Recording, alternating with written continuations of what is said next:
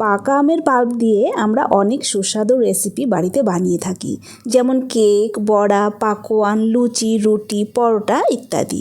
তবে সারা বছর পাকা আম পাওয়া যায় না, তাই আমরা আজকে পাকা আমের পাল্প কীভাবে সারা বছর সংরক্ষণ করা যায় সেটাই আমরা আজকে শিখব এই ভিডিওর মধ্যে।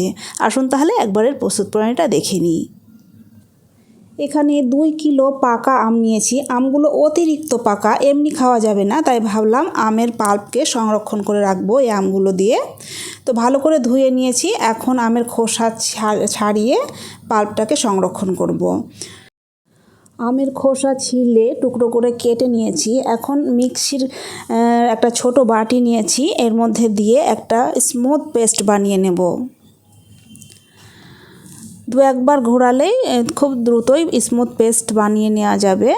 এই আম দিয়ে আপনারা যদি চান তো এই পাল্প দিয়ে আমি বিভিন্ন রকমের রেসিপি আপনাদের পছন্দের বানাতে পারি। যদি আপনারা কমেন্ট করে বলেন যে কী রেসিপি আপনারা দেখতে চান, আমি কিন্তু বানাবো। ঠিক আছে, তো আমি আমের পাল্পটা বের করে স্মুথ করে পেস্ট করে নিয়েছি। এটাকে কিন্তু এবার জাল দিয়ে নিতে হবে। কড়াইয়ের মধ্যে দিয়ে গ্যাসটাকে জ্বালিয়ে অনবরত নাড়তে হবে, নইলে তলটা লেগে যাবে। অনবরত নাড়তে নাড়তে যখন পুরোটাই ফুটে যাবে তখন এটাকে গ্যাসের ফ্লেমটা বন্ধ করে দিতে হবে। দেখুন চারিদিকে কিন্তু ছিটাচ্ছে। এই পরিস্থিতিতে কিচেনটা অনেক নোংরা হয়, কারণ চারিদিকে অনেক ছিটকায়। তো একটু কভার করে যদি দেওয়া হয় উপর থেকে, যে আমি যেভাবে দিচ্ছি, তো চারিদিক থেকে ছিটালেও কিন্তু কিচেনটা নোংরা হবে না। এখন সুন্দরভাবে পুরোটাই ফুটে গেছে। এখন গ্যাসের ফ্লেমটা এবার বন্ধ করে ঢেকে রাখবো ঠান্ডা হওয়া পর্যন্ত। ঠান্ডা হওয়ার পর ফিরে আসছি। ফোটানোর সময় লক্ষ্য করতে হবে এতে জলীয় ব্যাপারটা যেন না থাকে, বেশ ঘন করে নিতে হবে। যতটা সম্ভব এরকম করে কভার করে ঢেকে জাল দিয়ে ঘন করে নিতে হবে, তবে কিন্তু এটা অনেক দিন থাকবে।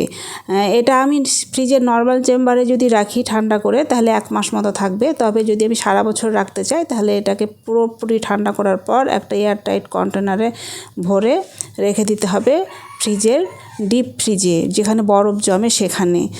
তাহলে সারা বছর এটা খাওয়া যাবে। দেখুন এখন ঠান্ডা হয়ে গেছে। এখন আমার জাল দেওয়া কমপ্লিট হয়ে গেছে। এবার ঠান্ডা হওয়া পর্যন্ত আমি অপেক্ষা করব। ঠান্ডা হওয়ার পর আমি একটা কন্টেনারে ঢেলে নিচ্ছি। এটা আমি নর্মাল চেম্বারে রাখবো 1 মাস মতো ব্যবহার করার জন্য। তবে আমি এর আগে যেটা বানিয়েছিলাম সেটা ডিপ ফ্রিজে রেখেছিলাম।